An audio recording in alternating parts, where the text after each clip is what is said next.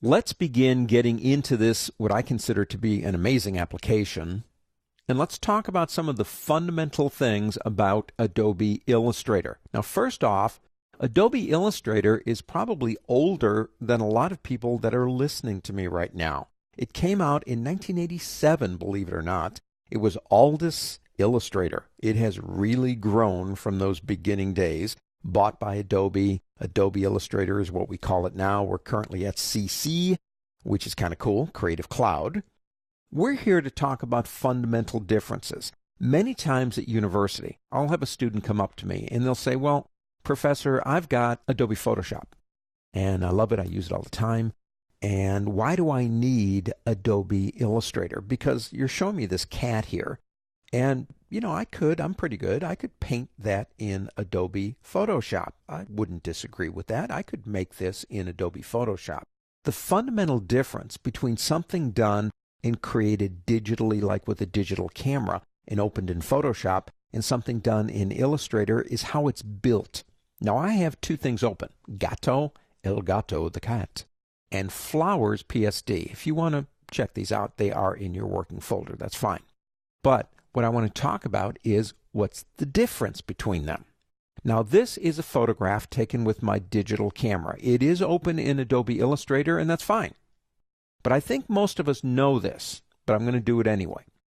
If I come up and pick up my zoom tool and begin zooming in on this area right here, now this is a high-res image, so it'll take a bit, but eventually we begin to see the actual breakdown of the image itself. We begin to see the pixels that make this image up. Now, whether you know this or not, and I think you do, an image that's a photograph is built up and it's resolution dependent. The number of pixels in a linear inch determine its quality. What I like to say is photographs will live and they will die on their resolution. If I have an image with a resolution of 72, it'll be fine in PowerPoint. It'll be fine on the internet in a PDF document, but it ain't going to work if I want to print it. If it's 300, it'll work to print, but it wouldn't really be that good if you're going out to the internet. So resolution is a very important part. It's bricks. Now, eventually, because it looks like a flower again here, eventually when we begin lowering the size of an image down in a program like Illustrator or Photoshop, and it's resolution dependent, our eyes lose the ability to resolve the image. Resolution is about resolving. Eventually, our eyes can no longer resolve the little tiny bricks. And what happens is color memory and color shape in our heads take over and we see a flower. But in reality, that thing is nothing but a bunch of square bricks, pixels. Now, if we go back to El Gato here, this was drawn with a pen tool. Now, it's not really that complicated of a shape. If I come up here to the word view, there's an option called outline. Now, that won't work with a photograph because the photograph's not vector.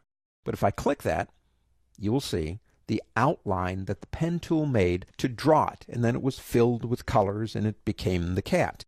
Now, the shortcut for going from outline to regular preview is Command Y.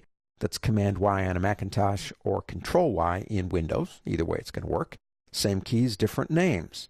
The difference, and again, I think you know this. If you don't, you're going to find it out. That cat, I can do anything I want with that cat. I can blow him up to the size of the moon, and he will look fine sitting on the moon if I could get him up there.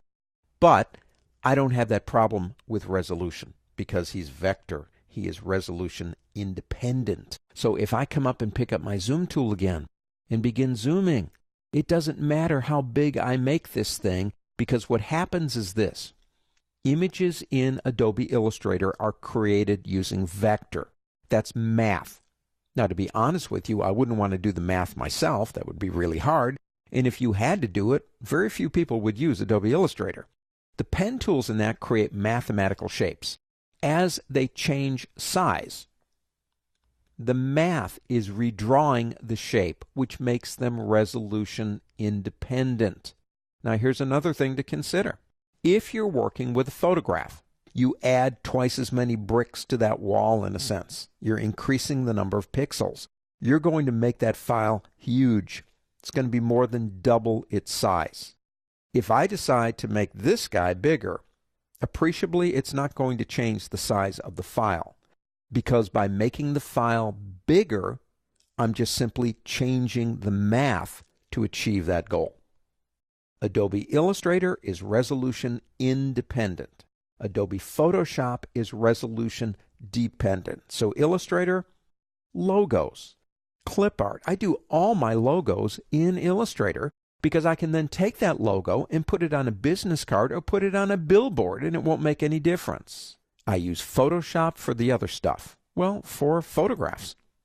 And I love both programs, but both live in different worlds. Resolution dependence, that's Photoshop, and resolution independence, that's Adobe Illustrator.